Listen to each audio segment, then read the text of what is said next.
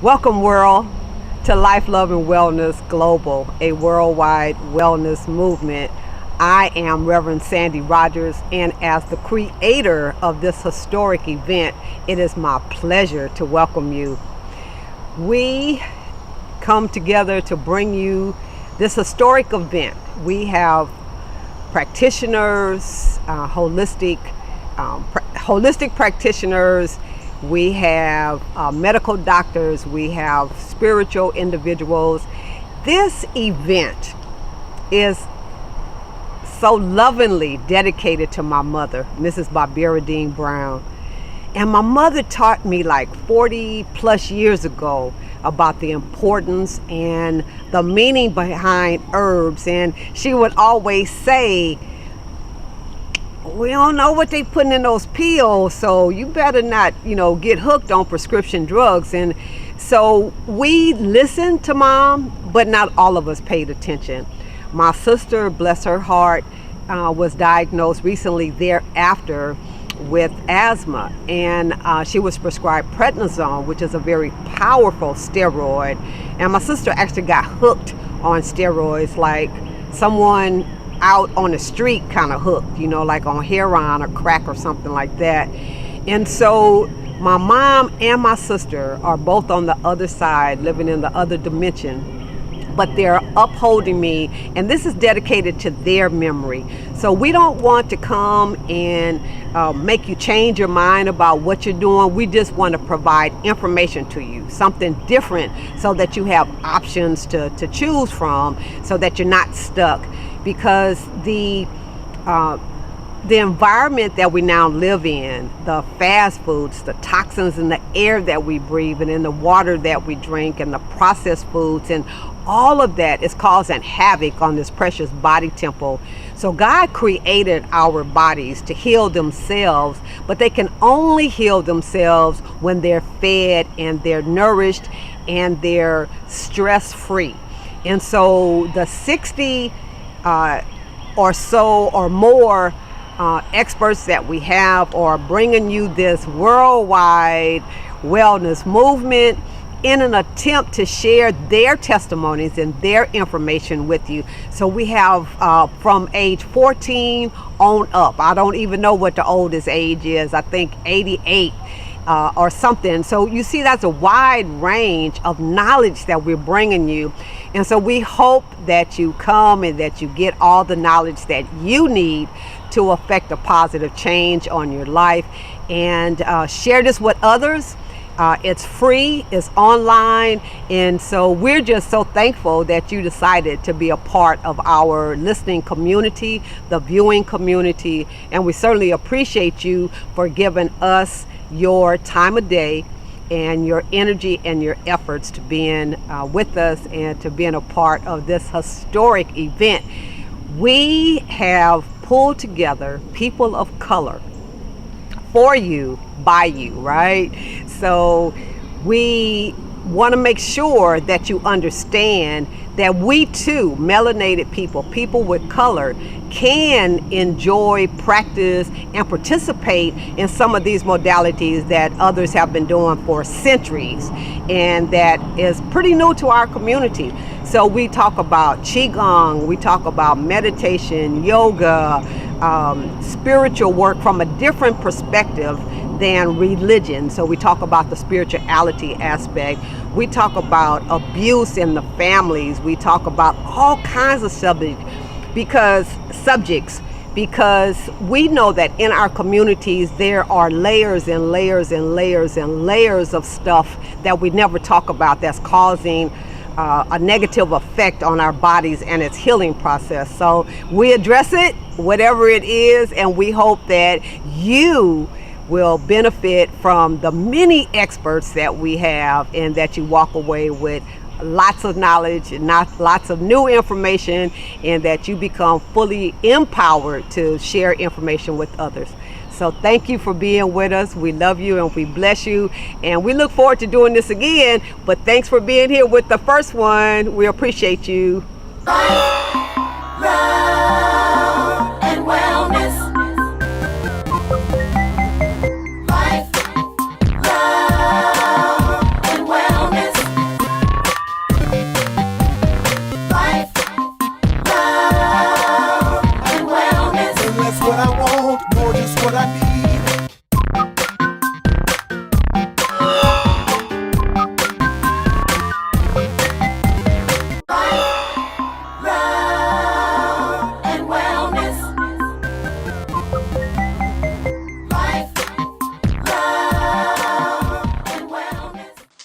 is Remel Moore.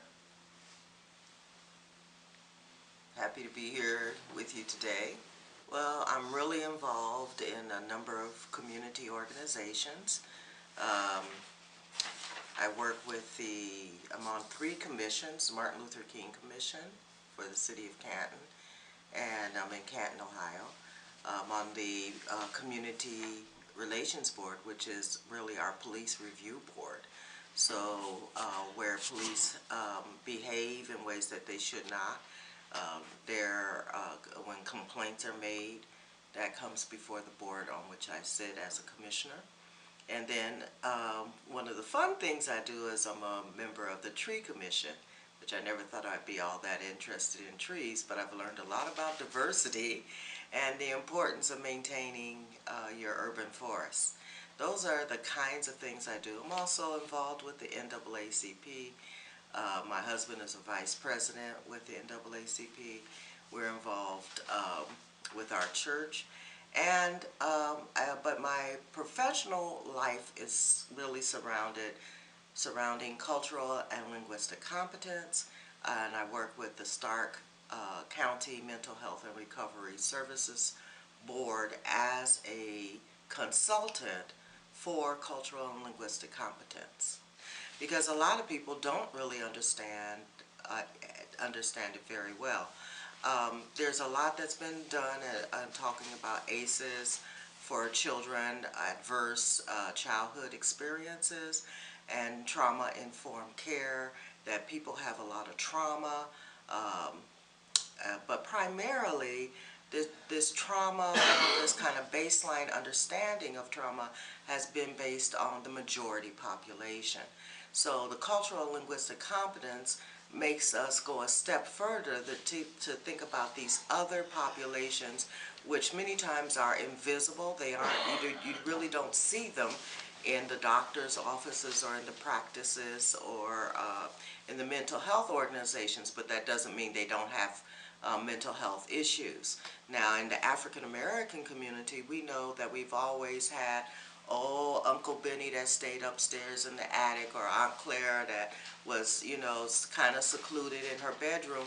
And really it was how we as a family would deal with someone who has a mental health issue. But we didn't have the terminology. We didn't understand that it was mental health. And now we're growing into that. So I had a really interesting discussion with my cousin here in Portland, and he's working with trauma-informed care, and he's working with the Imani organization, which is specific to African American populations. Well, in Stark County, we're not that far advanced, but we're helping to inform not only the community about going to use the mental health services, but also the mental health practitioners and administrators, so that they have a more welcoming environment. Many times the research shows that if an African American goes to a mental health facility, that generally they will go the first time, they'll complete their intake papers, which are usually that is a tremendous hurdle that people have to overcome, because there's so many questions and people don't know how to answer them. So if they come back the second time, they'll meet the counselor, they'll have some kind of interaction with the counselor, they'll either feel good about it or bad about it, and they may return the third time. But generally after the third time, they don't come back. Why is that? Yeah. The reason is that many times they don't feel comfortable, because the person who is sitting across from them, who is supposed to be their help and their aid through their problem, is someone who doesn't relate to their problem, is someone who doesn't understand the cultural background of the problem. For example, African Americans are very unique, them and Native Americans, very unique in the United States, because we have a history of mental health issues, but we cope with ours. We have had such high levels of stress. In fact, as the generations progress, we think that the stress has been minimized, but it has not. We have stress in so many other ways. Like When you have your black son go outside, you're not sure whether he's going to come back. You are under stress as a mother, waiting until he comes back home safe and sound. At the same time, your son is under stress because every time he sees a police car go by, he's wondering, are they going to stop me? Are they going to approach me? Hey, just this weekend, there were two guys in a Starbucks restaurant waiting for their colleague to come, which is a typical thing. There were other people waiting there. But what happens to them? The police are called on them. But they handled it very well.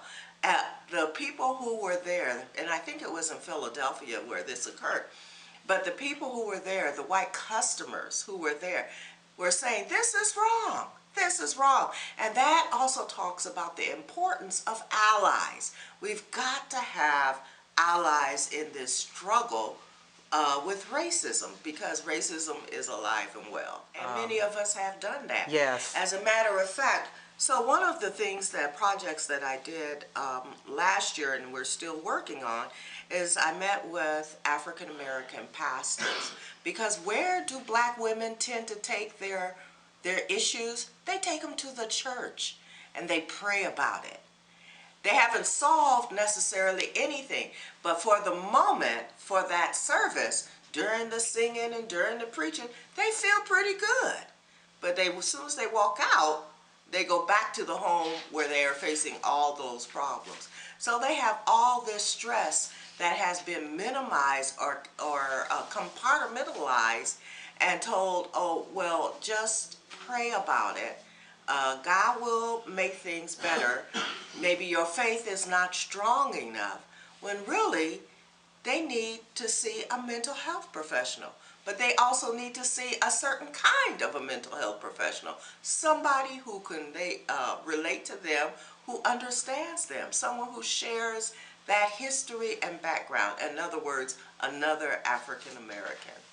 So I met with these African American pastors because we know that many African American women, and most churches, the congregations are full of women who have problems, are going to the church. So my thing was to identify pastors who would be willing to consider or to entertain a partnership with the Stark County Mental Health and Recovery Services Board, so that there would be kind of a gentle hand holding of getting people into the services. But the pastor said, wait a minute, that's a good idea, Remel. We really like you, we trust you, but how can we trust them? You said a gentle hand holding, but you know, not only that, we know that when we start bringing our population to the Stark County Mental Health, that they will get increased money. They will use it for money, and they will be able to do more programming, and all of this is going to be geared towards the African American population. But what happens with us? What happens with the church who needs money? How do we reap something out of it? What do we get? And I shared my report. I wrote a report which was about 15 pages for mental health, told them all of the things, and then of course my own recommendations. And then it culminated in a meeting that we had in February where we because I was interviewing the pastors individually. So this was an opportunity to bring people together, and we had about 7 or 8 of the pastors who came, and we've met at the mental health facility, and they met with the mental health people, and we had a facilitator come up from Columbus, and they were so frank. I was so proud of my African American pastors as they talked about the issues, and they talked about, we need some real support. We don't want you to just come in like has happened decades after decade after decade.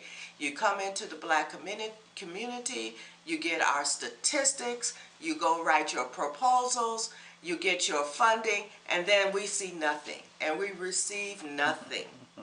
And so they, at least they have spoken, so that the head of the executive director of the mental health board in Stark County, he heard them, he said he understood, And now he wants to bring them together with some of the practitioners so that the practitioners can hear those different organizations, child and adolescent and different ones, so that they can hear what the African American pastors have to say and why it is that they don't trust releasing their basically their parishioners over to a mental health facility, because many times the experience has been, you know, we go back historically, well, they said you were a rascal when you were being beat.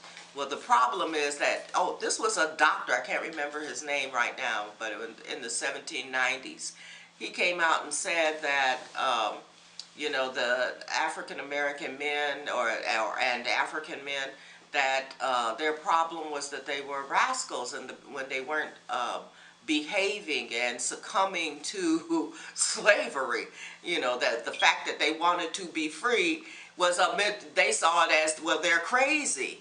And so they did have mental health facilities for African Americans in the 1790s and the 1800s, but it was because they misinterpreted how people were trying to cope with slavery, and then after that, you know, the whole Jim Crow thing. I mean, we have a historical legacy of mental health abuse as a community by the larger community treating us as less than human. But I write reports on the activities that I have done. So that was what was compelling to Stark Mental Health, which has allowed them to go ahead with this whole thing with the ministers and pastors. If you look at the statistics, the people that go and excuse me, receive mental health services is about 2 or 3% in the African American community, but the people, I mean, just on an average across the nation, people who have mental health issues and needs is an average about 13%. So we have a great percentage, at least 10% of people who have mental health issues who are not even going to see a mental health counselor or receive any mental health services. Not only that, but the statistics show that beyond the average, African Americans have more mental health problems because they have more physical health problems. And because the physical health wears on them, it affects their mental health. And so really then when you start talking about that and clumping that in, you get up to 18, 19, and 20%. 1 out of 5 people needs to really have some counseling and see some professional person about mental health services. But before they will go, there has to be a feeling of trust. If there's no feeling of trust, people are not going to go to receive the services. So I told you in the beginning, I said they're about 3%. But now we're saying that there are 18 or 20% who need to have services. Then if you start thinking really long, and I know you as a health proponent know about the statistics as they relate to African American men and cancer and all the different kinds of things that we have, the high blood pressure, the diabetes, all of those things which come out of your physical health, but wear on your mental health. And so we have so many more, so everything is compounded. So if we were just doing it with the average population, that would be 13%. But when you add on to it all of these other things which relate to stress and how we try to cope with stress, which is a daily thing. Remember I said that if you let your child go outside, you are under stress until he returns, and he is under stress until he returns to the safety of his home. And so we are continually under stress as a people and as a community. And we have to really look at our physical health and our mental health, because the two are really intertwined. So we need to know that there is some place that we can go where people understand our issues, understand that we're legitimately upset because there was a killing five streets over. Whereas if you go downtown and you go see the majority, so to speak, person who is a counselor, trained counselor or psychologist, they just see it as a news item and they don't understand. Why are you upset? That doesn't have anything to do with you. Did you know the person? No, well, I didn't really know. Oh, you didn't know the person? What? So why are you upset? But we feel stuff as a community. We don't have to know the person. We know a black person has been hurt. And we know the circumstances under which they were hurt. And we feel that and we fear it. Be sure to be well. Be well. That's the main thing. Think about yourself and be well. We are always thinking about others. I haven't, I have to say, I didn't think of this, but there is an example I do it in parenting that is through the active parenting process. And it talks about parents and how they give. And so particularly women, and this is all women, but you have a glass of water and you have 3 empty glasses. And you're always pouring in. You're pouring into your children. You're pouring into your community. You're pouring into your church. You're pouring into some other activity. And then at the end of the day, there is nothing left for you. Who pours into you? And many times we have to pour into ourselves. So we have to take that reflection time. We have to have that spiritual time. That's where we get our strength.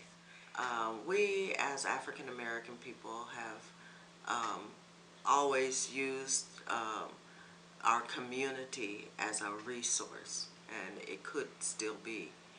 However, through urban renewal, all of the advances, the convenience of transportation. But what they did with the convenience of transportation in many, many small towns and cities across the country is they've torn up our neighborhoods. We can't get to things because it's on the other side of the freeway, or we can't get to our usual, or they don't exist anymore because the urban renewal has ripped up our urbanity.